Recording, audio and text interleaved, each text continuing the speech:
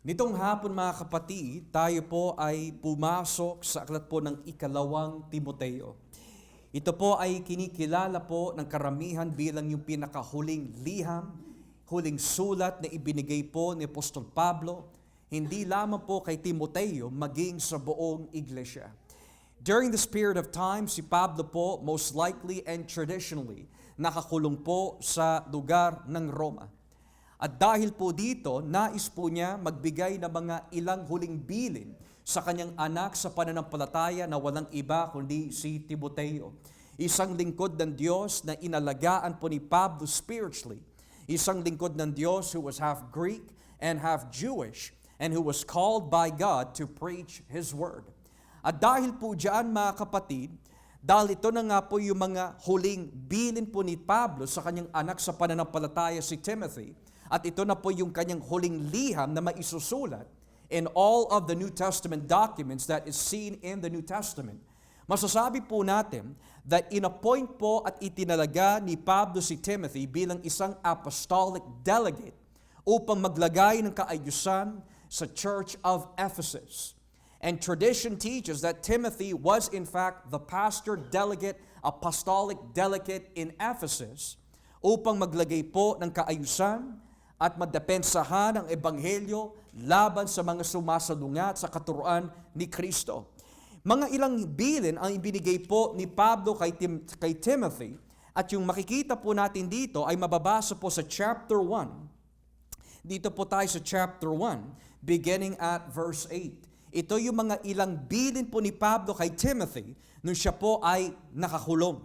Sabi po dito in chapter 1 verse 8, kaya huwag kang mahihiyang magpatotoo tungkol sa ating Panginoon o tungkol sa akin na bilanggo dahil sa Kanya. Sa halip sa tulong ng Diyos, makibahagi ka sa mga paghihirap dahil sa magandang balita. So dito, ini-encourage po ni Pablo si Timothy, do not be ashamed of my sufferings. Nang ibig sabihin, kapag dumating na ang mga matitinding pag-uusig at paghihirap dahil sa ating pananampalataya, at maaari tayo ay maikulong dahil sa ating pananampalataya, maging sa pangangaral po natin patungkol sa ipinakong Kristo, do not be ashamed. Do not be a coward. Huwag kang matakot. And how do we know that maaari may kahinaan si Timoteo sa pagiging duwag? Itaas po natin ang basa in verse 7. Itaas po natin ang basa in verse 7. Sapagkat hindi tayo binigyan ng Diyos ng espiritu ng kaduwagan, kundi espiritu ng kapangyarihan, pag-ibig at disiplina sa sarili. Ngayon, kung ikukumpara po natin yung dalawang apostolic delegates ni Pablo na kanyang isinugo para mamahala at mangalaga ng mga iglesia for the time being, si Tito at si Timoteo, masasabi po natin that according to the internal implications ng bawat pastoral letter, mas mature si Tito pagdating sa leadership experience. Hindi po sinabi po ni Pablo kay Tito, magpakatatag ka, huwag ka maging duwag, implying that meron pong katangian si Tito of being a courageous leader kung saan po siya ina-assign. Kaya ang sabi po niya, rebuke the people in Crete. Rebuke those na nagtuturo po ng mga divisions in the church. Pero pagdating po kay Timoteo, inaalagaan po ni Pablo si Timoteo in a way dahil alam po niya na si Timoteo ay maaari may kahinaan sa pagiging duwag. No-overwhelm sa mga pagsubok, paghihirap, and even persecutions that come his way. And we know this to be the case kasi kung babasahin po natin ang chapter 2, verses 1 and 2, tignan niyo po nakalagay dito, in chapter 2, verses 1 and 2 ng ikalawang Timoteo. Kaya ikaw, Timoteo, bilang anak ko sa pananampalataya, magpakatatag ka sa tulong ni Kristo Jesus. Ituro mo rin sa mga mapagkakatiwalaan tao na makapagtuturo rin sa iba ang mga aral na narinig mo sa akin sa harapan ng maraming saksi. Makibahagi ka, verse 3, sa mga paghihirap bilang isang mabuting sundalo ni Kristo Jesus. So kanina in chapter 1, sabi po niya kay Timothy, huwag kang maduwag anak. Maging matapang ka. Huwag mo ikahiya ang aking paghihirap bilang isang bilanggo ni Kristo. I want you to be strong. Huwag kang matakot. And then inulit na naman po ni Pablo kanina in chapter 2, magpakatapang ka, maging matatag ka sa tulong ni Kristo Jesus. Why? Because ang kanyang haharapin in these last days ay hindi magiging madali. Kung pag-uusapan po natin yung salitang last days, mga kapatid, if we are to be biblical, nagsimula po yung tinatawag yung mga huling araw or last days nung naparito po ang ating Panginoong Hesukristo. Yan yung sinasabi po ng mga ngaral sa aklat ng Hebreo 1, talatang 1 hanggang 2. Nagsasalita ang Diyos, nagpapahayag ang Diyos nung dumati pa nung mga sinuunang panahon sa kanyang mga propeta in the Father sa iba't ibang paraan. Pero sa mga huling araw na ito, nangungusap ang Diyos pamagitan ng kanyang anak na si Jesucristo. The last days began when Jesus came here the first time. At yan po ay nag-intensify nung bumaba po ang Espiritu Santo on the day of Pentecost in Acts chapter 2, kung saan nagsalita po sila ng iba't ibang wika na hindi po nila natutunan, at ang akala po ng mga ibang tao na sila po ay mga lasing. Subalit nangaro si Pedro at sinabi po niya ito ay katuparan na sinasabi po ni Joel that in the last days, ibibigay po ng Diyos ang kanyang Espiritu sa lahat ng tao. Nang ibig sabihin, ibubuhos niya ang kanyang banal na Espiritu sa mga malaya, alipin, matatanda at hindi matatanda. Ibibigay niya sa lahat ng mga nakay Kristo ang kanyang banal na Espiritu to empower them for the sake of sanctification and ministry. So with that being said, ito ang rason kung bakit po isinulat ni Pablo ang liham po nito para kay Timoteo dahil kung siya'y mamamatay na sa mga panahon na ito at siya'y pupugutan po ng ulo sa ilalim ng kapangyarihan po ni Caesar Nero, kailangan maging matatag si Timoteo dahil ang haharapin po niya sa mga huling araw na iyon, maging sa ating panahon, ay hindi magiging madali. Sino po ang makabangga ni Timoteo? Mga false teachers. Mga tao na hindi naniniwala sa Ebanghelyo ni Kristo. At paano po dapat makitungo si Timoteo sa mga taong ito na huwad? At may mga bitbit po sila ng mga pangangaral at mensahe na hindi naman nanggagaling sa Diyos. How should he act? Might be the question. Ibaba po natin ang basa muli sa talatang 24 of chapter 2. Verses 24 and following. Ang lingkod ng Diyos ay hindi dapat nakikipag-away, kundi mabait sa lahat, marunong magturo at mapagtimpi. Bakit? Verse 25, kailangan mahinahon siya sa pagtutuwid sa mga sumasalungat sa Kanya. Baka sakaling sa ganitong paraan ay bigyan sila ng Diyos na pagkakataong magsisi at malaman ang katotohanan. Sa mga nakikita po natin sa Facebook, sa telebisyon o sa YouTube, usong-uso po yung mga debate sa loob po ng simbahan. May kulto, may Kristiyano. At minsan sa kanilang diskusyon, nauuwi po ito sa pagiging mainitin na ulo, mainitin na debate. Masasabi po natin na sila na po ay gumagamit ng tinatawag po natin ad hominem, meaning instead of i-attack po nila yung argumento, ina-atake na po nila yung personalidad at karakter ng tao. Dahil hindi na po nagiging maayos ang usapan po nila. Ang katwiran po ng kulto, siya ang tama. Ang katwiran po ng Kristiyano, siya ang mali, pero siya naman ang tama.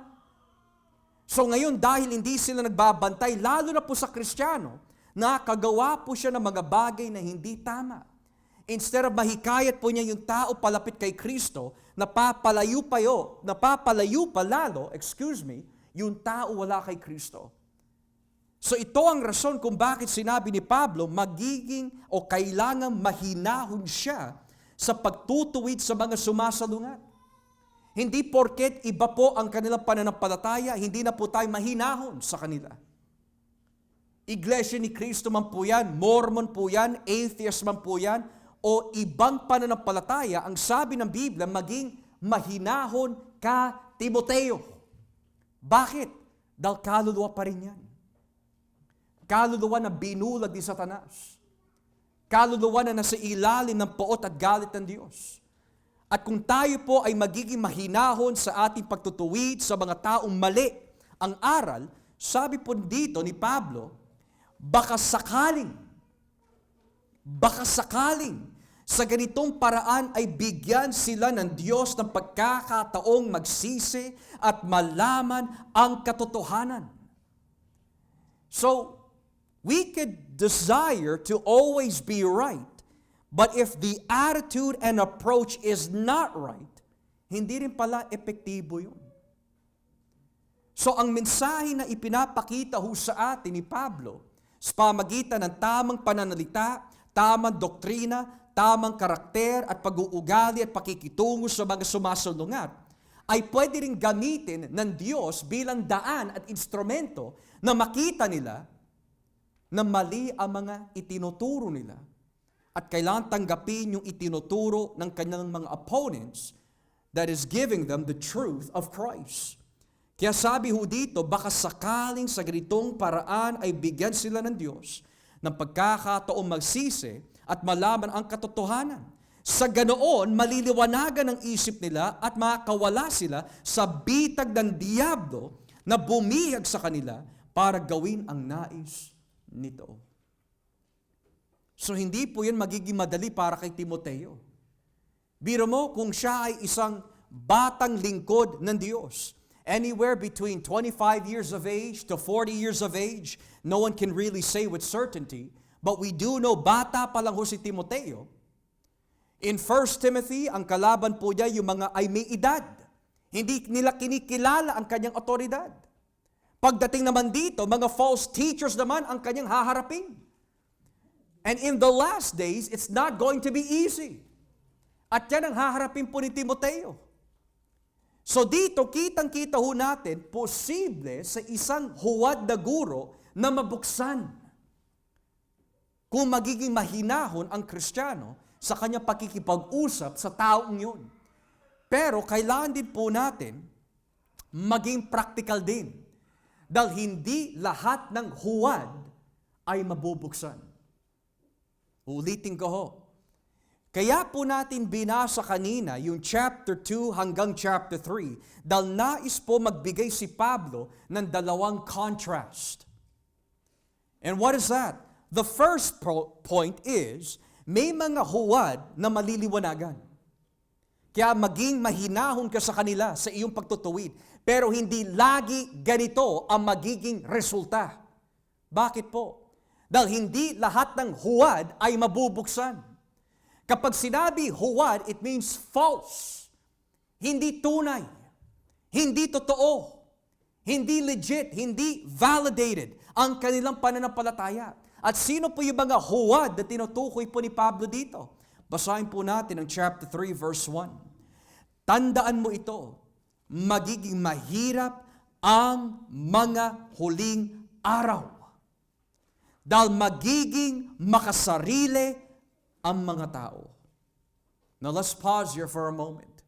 Mula po sa talatang 2 hanggang talatang 5, give or take, depende how you read it, there are at least 18 to 19 vices na binabanggit po dito. 18 to 19 vices. Kanina, sinabi po ni Pablo kay Timoteo, anak, sa pananampalataya, maging mahinahon ka kapag tinutuwid mo ang mga kumakalaban sa Ebanghelyo. Baka sakaling sa ganitong paraan mabuksan sila. Pero nagbigay din ng praktikal na paghahanda si Pablo para kay Timoteo na hindi lahat ng tao na makakasalubong mo na huwad ay mabubuksan. And there's about 18 to 19 different types of people na makaharap mo, Timoteo, na nakapasok na sa iglesia. Hindi po ito tumutukoy lamang sa mga tao sa labas. Because that is already given. Pero sabi po ni Pablo that in the last days, ito yung mga makaharap mo, Timoteo, sa loob ng iglesia. Now, tuwing pinag-uusapan po natin ang salitang last days o ang mga salitang last days, ang madalas po natin naiisip is magbabaksakan ng mga bituin. Magdidilim ang langit. Or we could even say, lilitaw ang mga ilang antikristo at narito na nga ang espiritu ng antikristo at parating pa ang pinaka-antikristo sa lahat. O tuwing pinag-uusapan po natin ang paksa ng last days, ito po usually is a term that means, ito po yung mga bagay na kailangan matupad sa plano ng Diyos bago bumalik si Kristo at hatulan ang mga buhay at mga patay sa kanyang pagbabalik. Upang ipasok na yung tinatawag new heaven and new earth. So in the last days, nandiyan po yung mga usapin patungkol sa second coming of Christ, the signs of the times, lahat po yan. Pero bahagi rin pala mga kapatid, yung mga magiging espiritu at pag-uugali ng mga tao sa loob ng simbahan in the last days. Unang-unang binanggit po dito, people will be lovers of them own selves. Dahil magiging makasarili ang mga tao. In the church, mga kapatid, yan ang makaharap ni Timoteo. Lovers of their own selves. It literally means they make themselves the center of all joy, the center of all satisfaction, the center of all fulfillment. Sila na. They are everything to themselves. Yun ang ibig sabihin po nun. Magiging makasarili ang mga tao. Wala silang ibang inisip kundi ang kanilang sarili. Sila ang Diyos ng kanilang buhay. Sila ang reyna, hari ng kanilang buhay. Whatever they desire, yun ang gagawin po nila. Whatever they think, that is what they will do. Kasi magiging makasarili ang mga tao in the last days. Hindi nila iisipin ang kalooban ng Diyos. Hindi nila iisipin ang kagustuhan ni Kristo. Ang iisipin lamang po nila ang kanilang mga sarili. Lovers of their own selves. At dahil po, mahal po nila ang kanilang mga sarili, it only thus follows kung ano po yung kanilang magiging bunga. Sakim sa salapi. People will be lovers of themselves, lovers of money. So kapag ang tao po ay minahal po niya ang kanyang sarili, minahal po niya ang lahat ng bagay except God, hindi rin imposible that they will also be lovers of money. Salapi, sakim sa salapi. Meaning, ang pera ang kanilang Diyos. Wala na ho silang ibang iniisip, wala na po silang ibang iniibig, kundi ang salapi. Kaya kung tatanungin po natin ang salapi po ba ay kasalanan? No. It is the love of money. That is the root of all evil. When you come to think about the words, the love of money is the root. Mapapaisip ka talaga Take for example ang ating hometown, our home country, the Philippines.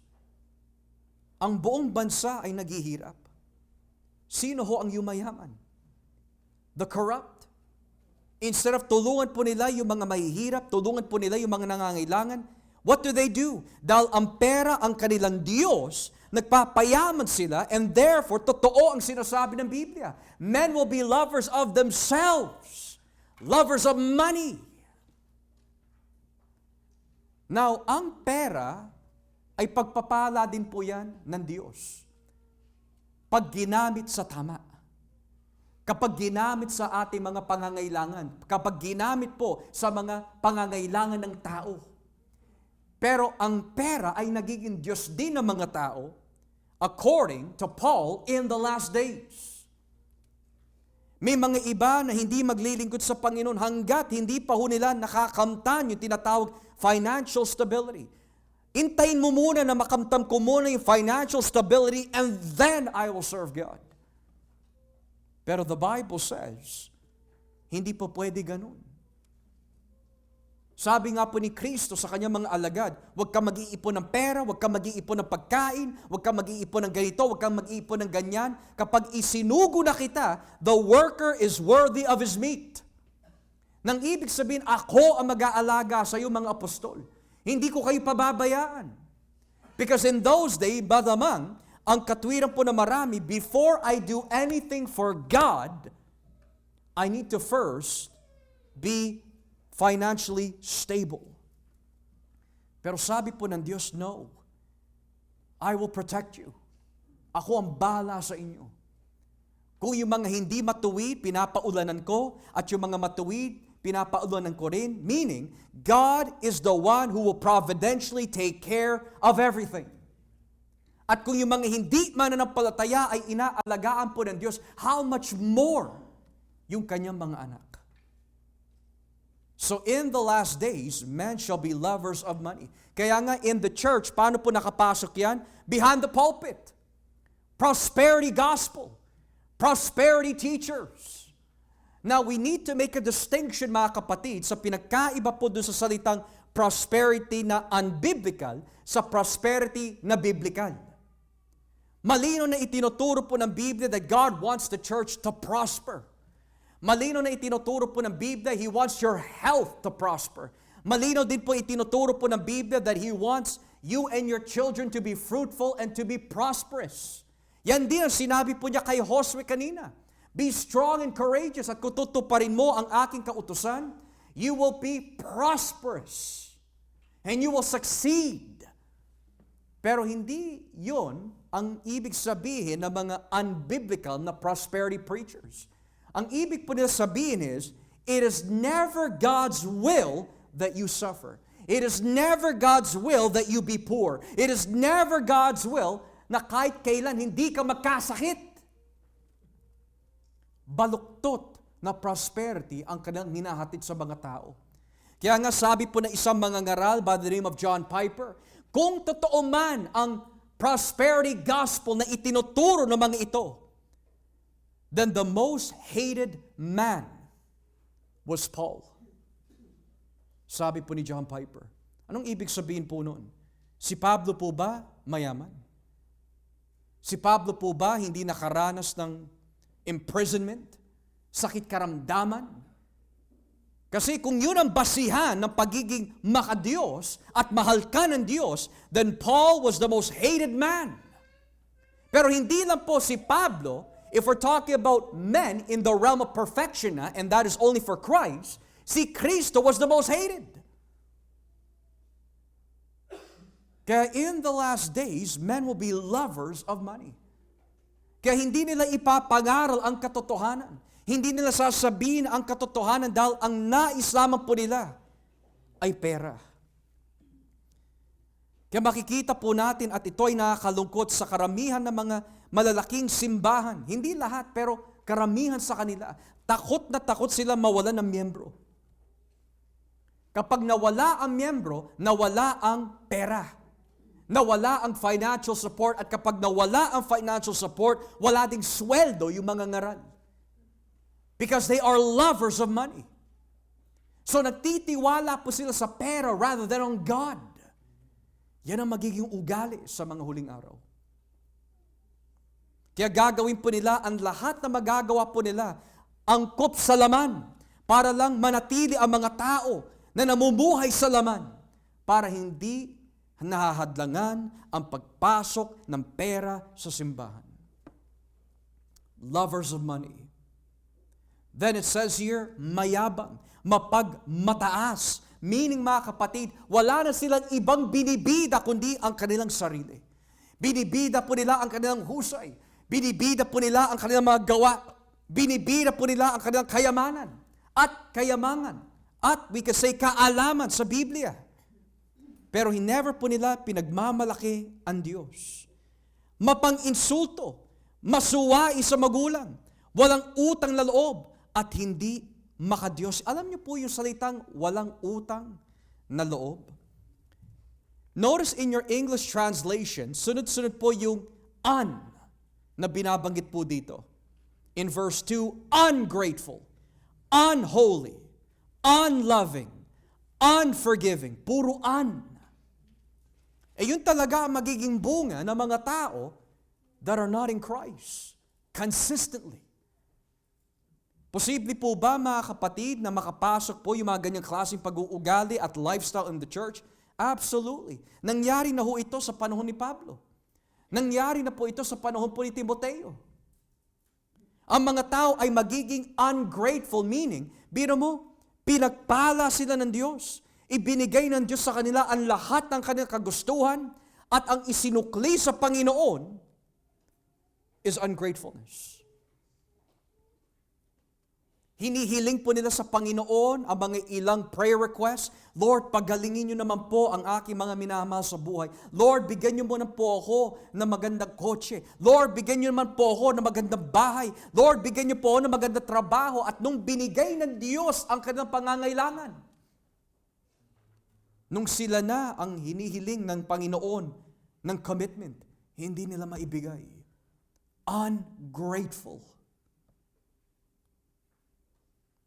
Now, this is not a one-time thing. This is a consistent thing. A consistent life of ungratefulness. Walang lumabas sa kanilang bibig kundi puro pagrereklamo lang. Wala silang buong bibig kundi everything that comes out of their mouth is always negative. Lagi ungrateful. Sabi ni Timothy, yan ang makakaharap mo balang araw. Hindi lang ho yun. Ayaw nila makipagkasundo sa kaaway nila. Malupit, walang awa, mapanira sa kapwa. Di ba sa aklat ng unang Timoteo, kitang-kita ho natin, sabi ni Pablo, huwag mo suportahan ang mga babae na puwapasok sa mga iba't ibang bahay at nagkakalat ng basura laban sa iglesia. Mapanira. Makaharap ni Timoteo yung mga ganyan. And then nabanggit dito, walang pagpipigil sa sarili. Lahat ng kasamaan, pinasukan na po nila dahil wala silang pagpipigil. And usually, ang pagpipigil is a trait at katangian ng bunga ng Espiritu. The fruit of the Spirit ay hindi lang love, joy, peace, patience, but lastly, self-control. Wala silang pagpipigil sa paggawa ng kasamaan. There's no restraint. Kung ano yung naisip po nila na gawin na masama, gagawin po nila. Kung anong maisip po nila na sabihin, kahit hindi ito makakatulong, sasabihin po nila kasi walang pagpipigil. They are reckless. At ito ang matindi. At galit sa anumang mabuti. Nagagalit sila kapag naririnig nila ang mabuting salita ng Diyos. Nagagalit sila kapag tinutuwid sila sa pamagitan ng mabuting salita ng Diyos. Hindi sila natutuwa kapag kumikilos ang Diyos sa simbahan. Hindi sila natutuwa kapag may nababago dahil kay Kristo. Hindi sila natutuwa na may mga ginagamit sa loob ng ministeryo.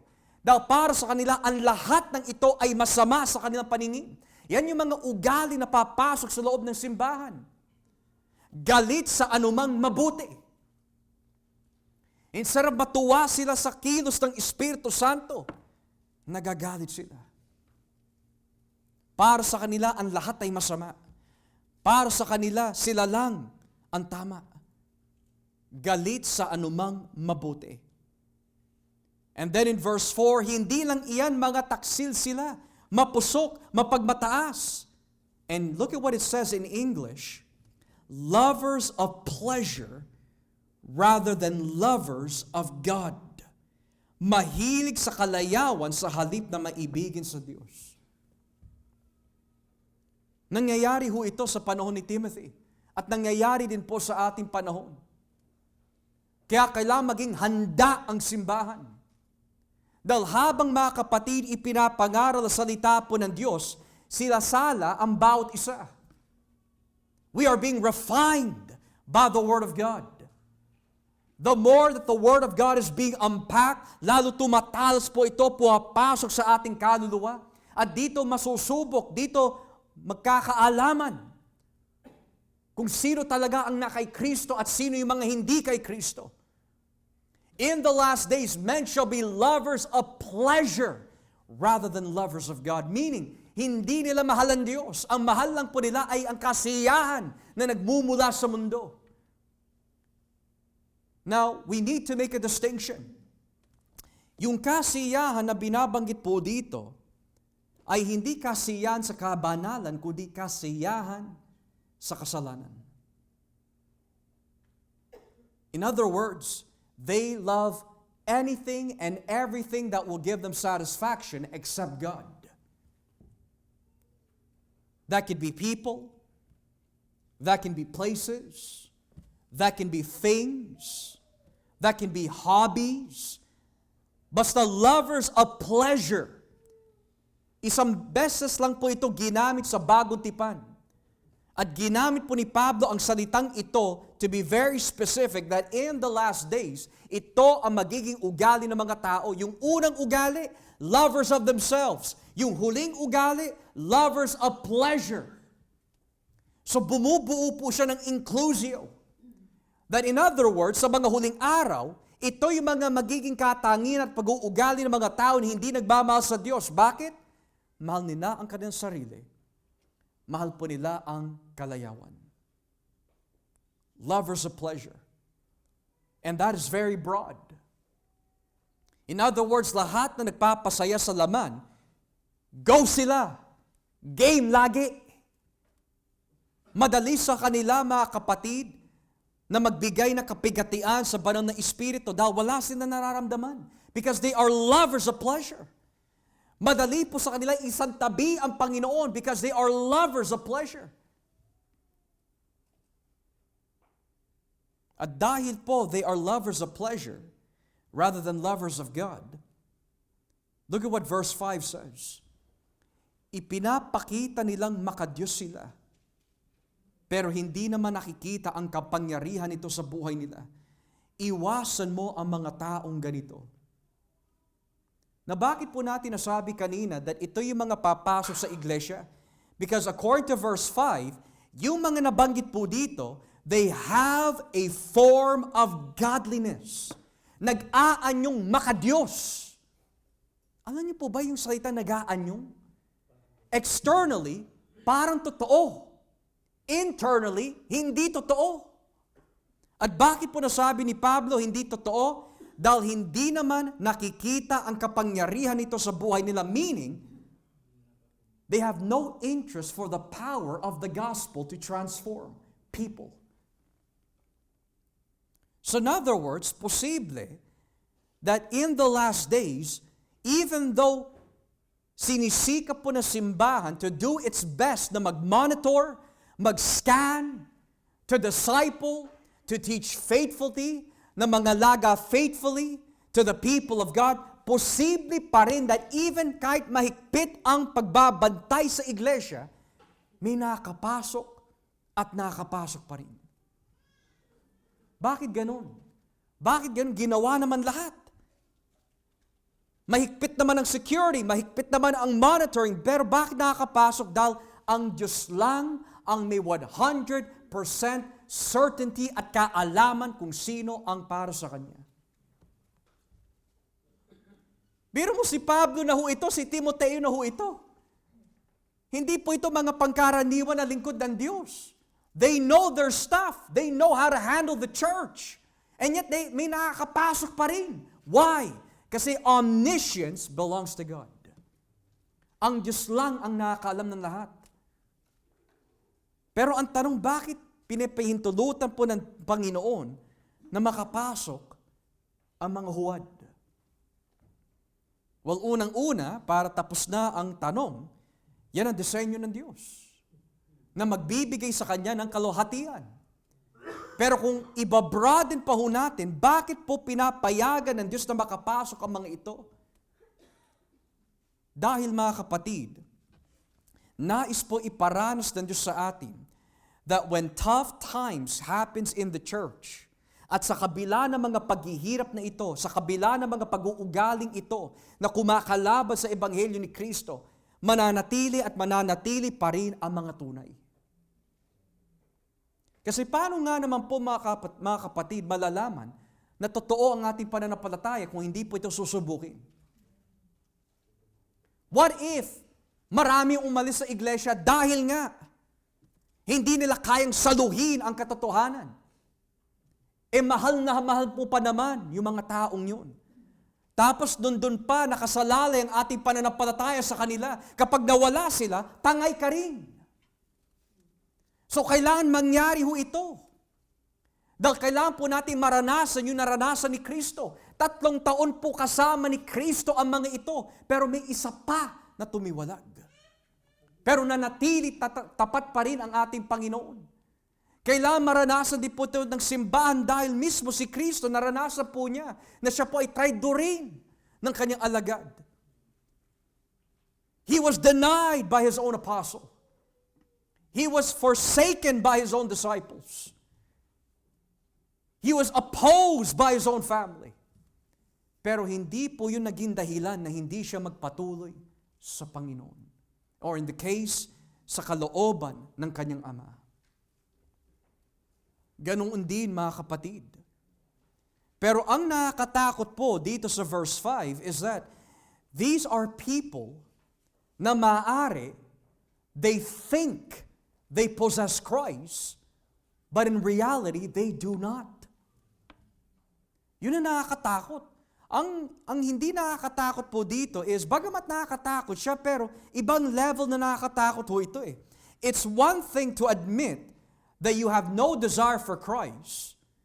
Kasi aminado sila eh. They don't desire Christ. It's another thing to say, I'm saved, but I'm not perfect. And it's another thing to say that I'm saved, but I don't really believe it.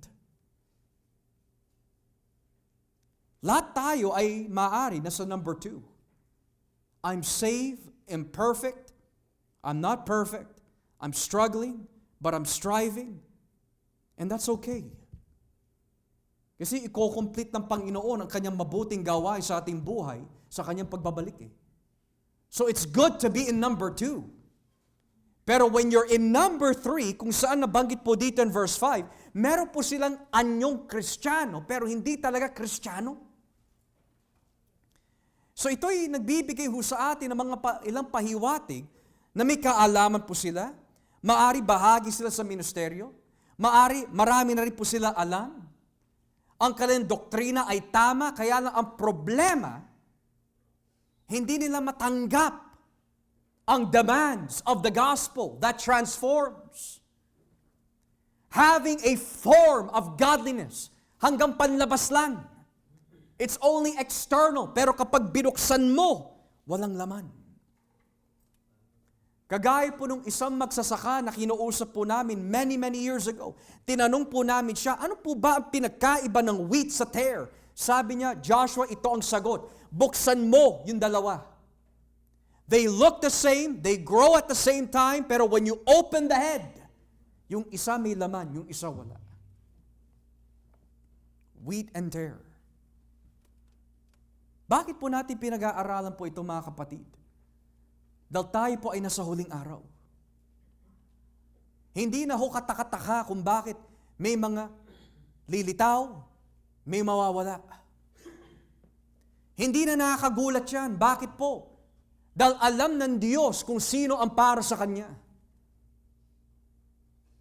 Kaya nga napapansin ko, nung ako po ay bagong Kristiyano, kapag nakikita ko po ang aking ama, nakikita ko yung mga ibang lingkod ng Diyos, may mga times na umiiyak sila, pero may mga times na hindi na.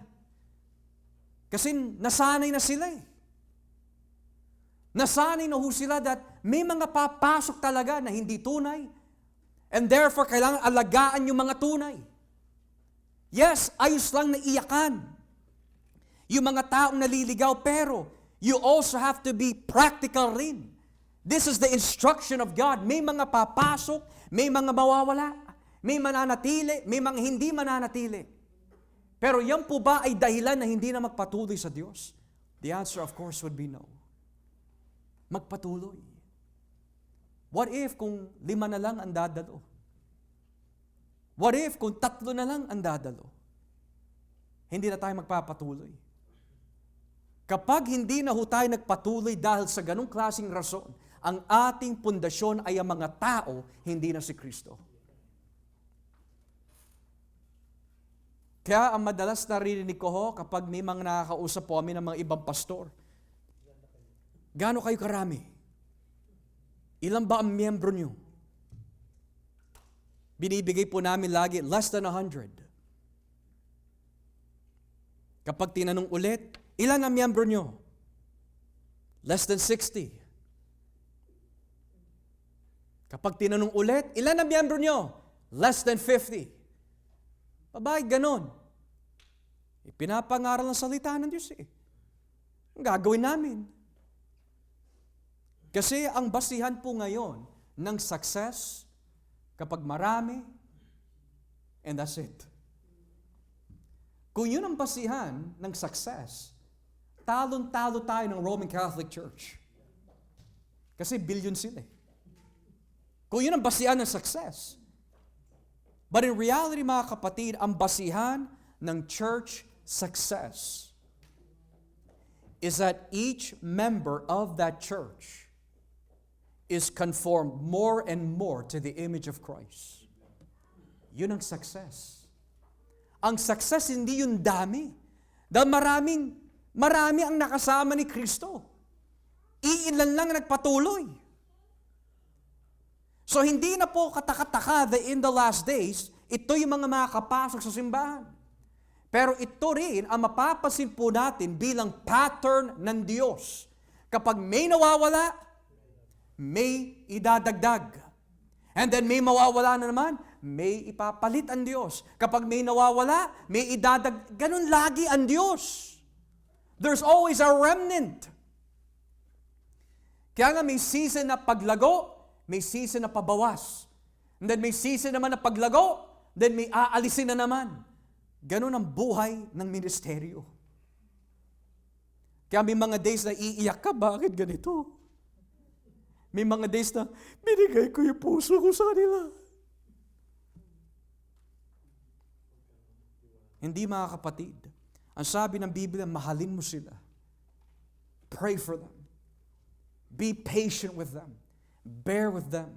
Do your best to restore them. Pero hindi mo hawak ang kanilang kaluluwa. Ang tawag sa atin ng Panginoon ay manatiling tapat. Hindi tayo tinawag na maging tagapagligtas. Hindi tayo tinawag na tayo po ang pundasyon ng church. Tinawag po tayo na maging tapat lamang sa ating paglilingkod sa Kanya. Kasi at the end of the day, mga kapatid, hindi importante dito kung 5, 100, 1,000 tao ang manatili sa church. Ang pinaka-importante po dito, makapasok po tayo sa Kanyang kaharian. Makapiling po natin ang Panginoon. Kaya pinapalakas po ni Pablo si Timoteo, anak, maging matatag ka. Dahil kapag ako'y pinatay na, at least alam mo na yung dapat mong gawin. Yung mga hinarap ko, haharapin mo rin. Pero yung mga nakita mo sa akin kung paano ko nalampasan yung mga bagay na yun, gayahin mo. At ang Diyos na nagbibigay ng kapayapaan ay mananatili sa iyo. Kaya mga kapatid, yan ang dapat po natin lalo ipanalangin. Lord, kung ako yung nababanggit po dito, pinagsisisihan ko ho ang aking mga kasalanan. Pero kung hindi tayo ang binabanggit po dito, purihin ang Panginoon. Ingatan niyo po ako lalo, Panginoon. Huwag niyo po hayaan na ako'y matulad sa mga ito, having a form of godliness but denying the power thereof. Meaning, sapat na sa kanila ang pagiging religyoso, pero ang religion po nila ay hindi talaga tunay. Kasi kung tunay ang kanilang paniniwala, tunay din ang kanilang bunga. Tunay din ang kanilang pagbabago. So in other words, we can say in short that having a form of godliness are people who simply are attendees. Pero hanggang dun lang. Display, pero hindi disciple. Nagkukungwari, hindi tunay. Naniniwala sa Diyos, pero hanggang dun lang. So anong dapat gawin ni Timoteo? Hahayaan mo na lang? Yung ba sabi po ni Pablo, sinabi po ba ni Pablo, anak, kapag nakita mo na yung mga ganyang klase, mga bagay sa loob ng iglesia, pag-pray mo na lang sila, wag mo sila pagsabihan, hayaan mo lang sila, Baala na si Lord. Yung ba sabi ni Pablo kay Timoteo? Sabi po niya dito in verse 5, ipinapakita nila makadiyos sila pero hindi naman nakikita ang kapangyarihan nito sa buhay nila. Iwasan mo ang mga taong ganito. Anong ibig sabihin nun na iwasan? Kapag nakita sa gawain hindi na nagbabatian. Yung po bang ibig sabihin po ni Pablo dito? That kapag dumadalo po yung mga ganyang klase mga tao, hindi mo siya babatiin, kakamustahin, walang pansinan. Yung po bang ibig sabihin ni Pablo? Hindi ho. Ang ibig sabihin na iwasan mo ang mga taong ito ay katumbas ng excommunication. Excommunication. How do we know this? How do we know excommunication na tinutukoy po dito? 2 Thessalonians chapter 3, basahin po natin. Ikalawang Thessalonica, Kapitulo 3. 2 Thessalonians chapter 3, talatang 13 hanggang 14. Ikalawang Thessalonica, Kapitulo 3, talatang 13 hanggang 14.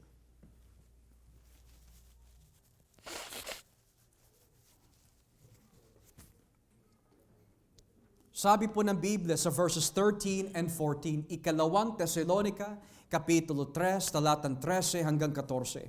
At sa inyo naman, mga kapatid, huwag kayong magsawa sa paggawa ng mabuti.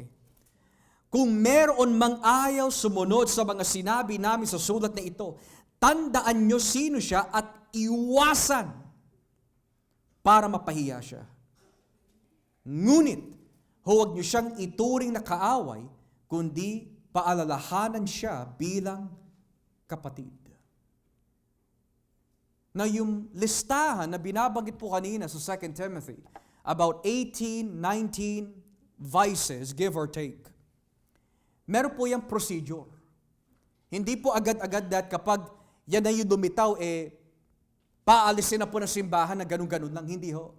Dadaan po yan sa tinatawag restoration process. Kagaya po na sinabi ng ating Panginoon sa Mateo 18, kapag may nagkasala, kausapin mo sarilinan. Kapag hindi mo makausap na maayos, magsama ka ng iba. Kapag hindi pa rin nakinig, iharap mo na sa buong iglesia. At kapag hindi pa rin nakinig, ituring mo na siya na bilang publikano. Ibig sabihin po nun, parang hindi nakakilala sa Panginoon. So dadaan po yan sa proseso. So dito, ang gawain po ni Timoteo is, kapag nakita mo na yung mga yan, sigurado, kaya sinabi po ni Pablo, iwasan mo yung mga ganyang tao kasi kinausap na ho siguro yan, binalaan na, pero hindi nagbago. What if lover of self na lang palagi? What if puro pera na lang nasa isip nila at hindi nagbago? What if nagaan yung Kristiyano pero hindi namumunga? Hindi nagpapasakop sa salita ng Diyos? Hindi mo na siya maituwid? What if ginawa mo na lahat bilang simbahan at hindi pa rin nanumbalik sa Diyos? Sabi ng Biblia, iwasan ang mga taong ito.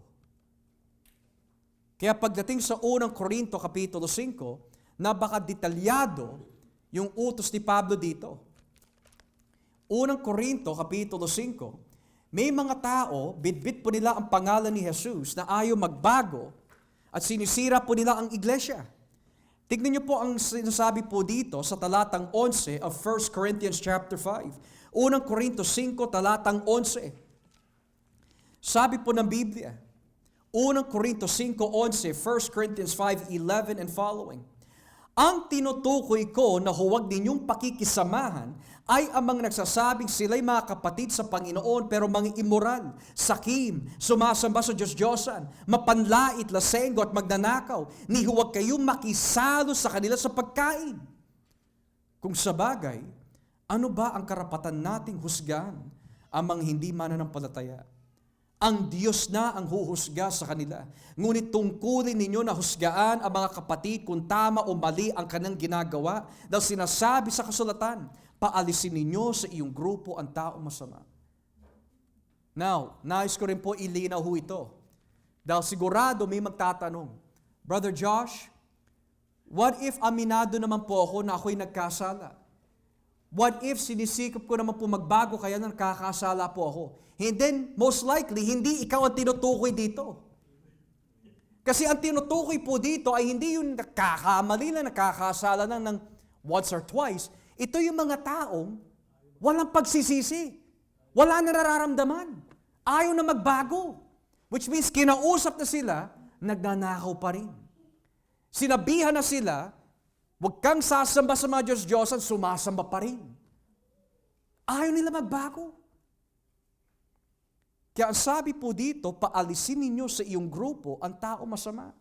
Hindi po ito tumutukoy sa mga tao who are struggling, na nanghihina, na kailangan palakasin, at sinisikap din naman po nila magbago. Hindi sila yung tinutukoy dito. Ang tinutukoy po nila dito ay yung mga tao nakarinig na ayaw magbago. So kung may papasok po sa simbahang ito, may kahinaan po siya na kabaklaan. At sinasabi niya, Brother Josh, hindi ako naniniwala na ang kabaklaan ay kasalanan. At pinagsabihan ko na siya, hindi nakinig, nagsama na ako ng 3, hindi pa rin nakinig, isinama ko na ang buong iglesia, hindi pa rin nakinig. Yun yung binabanggit dito, paalisin ninyo sa iyong grupo ang tao masama. Pero iba yung, I'm having these interests na hindi makadiyos. Please pray for me. I want to change. I want to repent and I have repented. Please pray for me. Will you help me? Will you carry my burdens? Hindi dapat paalisin yun. Kasi yun yung taong gusto magbago eh. There's a difference. So why are we learning this? To prepare the church. There will be people that will come. There will be people that will go. You need to be prepared. Mahalin mo ang bawat isa, but don't put your faith in them.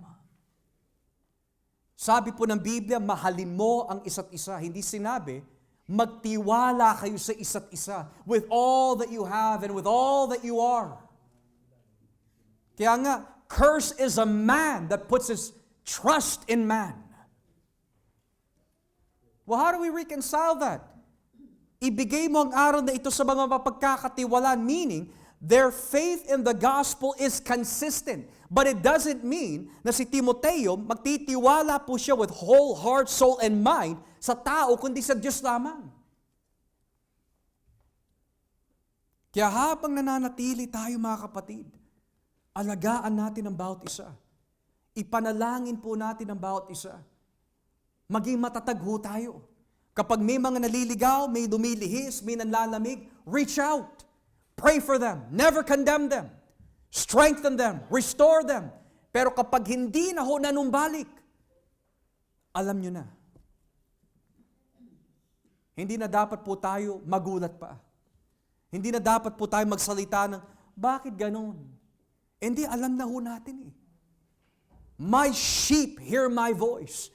He that hears God's word is of God. He that hears not God's word is not of God.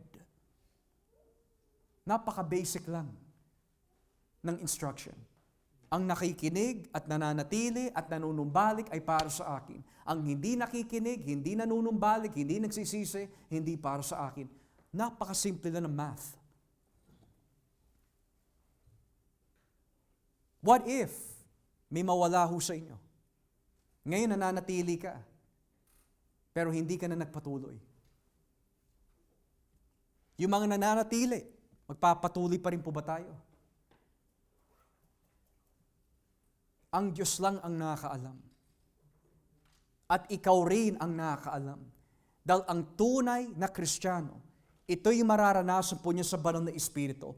Magpapatotoo ang banal na Espiritu sa iyong kaluluwa na ikaw ay pagmamay-ari ng Diyos. Habang may conviction, sigurado you belong to God. Habang may pagsisisi, you belong to God. Habang may pagsisikap, you belong to God. While there is still love that remains for Christ, you belong to God. Dahil yan yung mga katangian, wala sa mga nakukungwari. Kaya maging handa ho tayo. Difficult times will come in the last days. Hindi magiging madali. Pero ang kabutihan po ng Diyos ay lagi mananatili sa atin. Ito ang naisa na po natin. Tularan mga kapatid, at dito na ho tayo magtatapos sa 2 Timoteo Kapitulo 4. 2 Timothy chapter 4. Sana ito ang maging katapusan po natin. 2 Timoteo Kapitulo 4, talatang 7. Napakaganda po nito. Talatang 7 hanggang 8. Puspusan akong nakipaglaban sa paligsahan. Natapos ko ang dapat ko takbuhin. Nanatili akong tapat sa pananampalataya. At ngayon may inilaan ang Diyos sa akin na korona ng katwiran. Ibibigay ito sa akin na makatarungan Panginoon sa araw ng paghuhukom niya.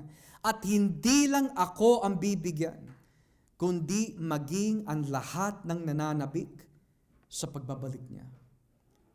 Biro mo, bago pugutan ng ulo si Pablo Biro mo, nakakulong na ho ito, nagpapalakas pa. Sabi po niya, I have fought the good fight. Yan ang hangarin natin. I have finished the race. Yan ang hangarin natin. I have kept the faith. Yan ang hangarin natin. At ito ang magiging gantimpala sa bawat isa. Now there is in store for me the crown of righteousness, which the Lord, the righteous judge, will award to me on that day, and not only to me, but also to all who have longed for His appearing. Literal na korona po ba yan? Sa aking pagkakaintindi, mga kapatid, maari ito po ay simbolo ng buhay na walang hanggan. I have kept the faith. I have kept the race. I have fought the good fight of faith. So yan ang kailangan tularan ni Timoteo. The last days will be difficult. But keep running. Be faithful. Keep the faith.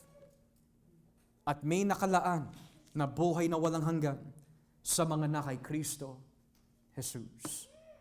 As we pray.